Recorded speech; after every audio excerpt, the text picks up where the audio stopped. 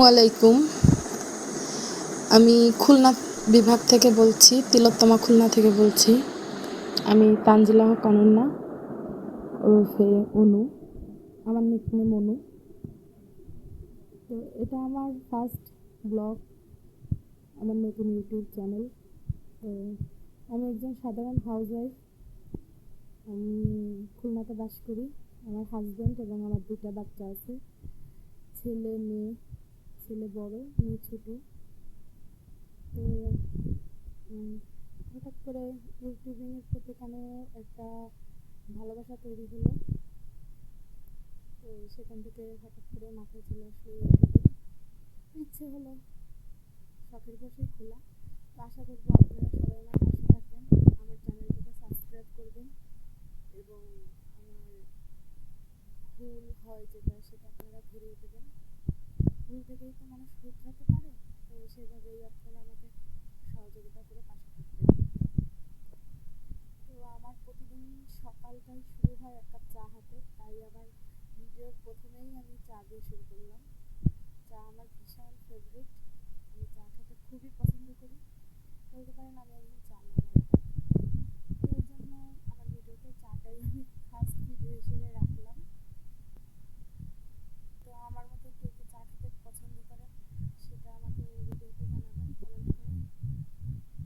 আর এটা যেহেতু আমার ফার্স্ট ব্লগ, আমি আগে কখনোই এই কাজটা করিনি, আজকেই ফার্স্ট। এই জন্য আমার ভুল ত্রুটিগুলো আপনারা ক্ষমা সুলভ দৃষ্টিতে দেখবেন আমি আশা করি। তো এখন সকালবেলা আমি এক কাপ চা হাতে ফার্স্ট ভিডিওটা শুরু করলাম। তো সকালটা আমি খুব সুন্দর উপভোগ করি একা একা। তারপরে দুপুরবেলার রান্নাটা রেডি করছি। আজকে যেহেতু বাচ্চাদের স্কুল বন্ধ, সেহেতু ওদের আবদারে ডিমের কোরমা এবং মোরগ পোলাওটা করছিলাম। তো এই কোরমাটার একটা কিছু ভিডিও রাখলাম ভিডিওর মধ্যে। এটা আমার বাচ্চাদের খুবই ফেভারিট। এটার সঙ্গে পোলাও বা বিরিয়ানি ওরা খেতে খুবই পছন্দ করে। তো এটার সঙ্গে মোরগ পোলাও থাকবে।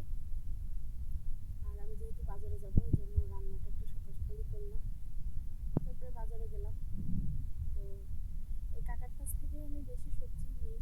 এটা আমাদের পাশেই একটা বাজার আছে, তো আমার বাসা থেকে হেঁটেই যাওয়া যায় বাজারে। তো এখান থেকে বাজারে গেলাম এবং ওনার কাছ থেকে সবজি নিচ্ছিলাম। আর সঙ্গে আমি আমার হেল্পিং হ্যান্ডকে নিয়ে গেছিলাম। তো উনি বলতেছিল আমাকে যে আপাকে আমি আমার সঙ্গে যে আপাকে নিয়ে গেছি ওনার কথা, যে ওনাকে আমি অনেক আগে থেকেই চিনি। উনি আমার কাছ থেকে অনেক আগে থেকেই তরকারি সবজি যা লাগে নিয়ে যায়। তো সবজি ভালো হবে।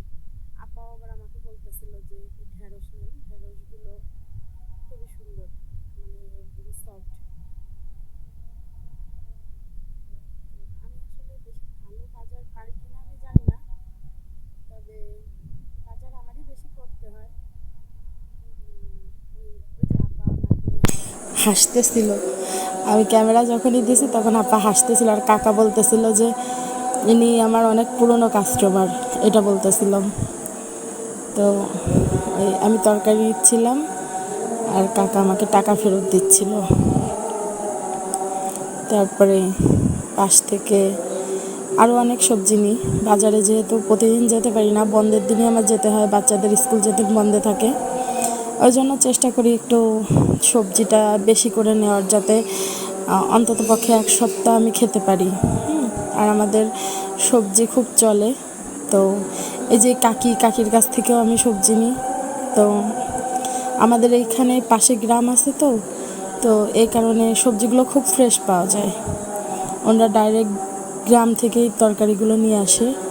কিছু সবজি ঘেরের পার হয়। তারপরে যে ফুফু বাড়ি গিয়েছিলাম আজকে দুপুরে, ফুফু হজে যাবে, তো এখানে গিয়ে হঠাৎ করে এই সোনালি ফুলটা চোখে পড়লো আর শৈশবের কথাগুলো মনে পড়ে গেল। আমাদের বাড়ির উঠানে একটা সোনালি ফুল ছিল গ্রামে। তারপরে এই যে বিকালবেলা সবাই মিলে লিচু খাচ্ছিলাম। লিচু আমাদের খুবই পছন্দের ফল, গ্রীষ্মকালীন ফল, খুব অল্প সময় পাওয়া যায়। তো আমরা লিচুটা খুব পছন্দ করি। তো আজকে এই পর্যন্ত। আল্লাহ হাফেজ, সবাই ভালো থাকেন, আমার সাথেই থাকেন। আল্লাহ হাফেজ।